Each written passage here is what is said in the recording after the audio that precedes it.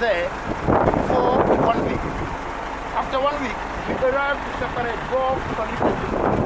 We have liquid in the solid in the bottom and liquid in the upper part. And we pump the solid part and then put it through the drying bed to continue the separation of the solid and the liquid. And the penata, the liquid part of the Kathleen liquid plant is pumped and sent to the westward treatment plant. Because when you make some analysis, you realize that Sapunatan is high loaded on pollution. With the treatment plant, we cannot reach the standards. And we need to reach the standards. It is why we have to complete to develop a post-treatment in order to improve the quality of this liquid plant. In the drying bed also, you have physical ways to separate solid and liquid. You have the evaporation of the liquid, but you have also infiltration. With this infiltration, we will move. We will move. This is not. Yeah. When you are at a fecal treatment plant or wastewater treatment plant, you have. This is acidic water, not fresh water. No. I just finished my explanation. In the drying bed, in the drying bed, I just give you a global picture of what's happened here before we visit its equipment. In the drying bed, the leakage is also pumped, collected, and pumped to the wastewater.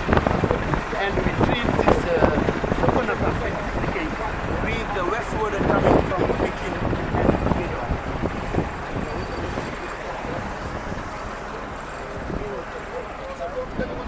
Yes. You can say that the Sabana plant and the leakage coming from the vegetable plant represent 10% of the liquid of the treatment plant. In the treatment plant, the wastewater coming from one part of Peking and Gidon.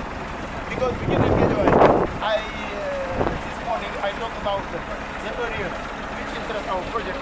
But in this area, there are some part of the population connected to the sewer line. And the water from these households is ready here. Directly here by the water station. Yeah, we have a sewer line and we dump it directly.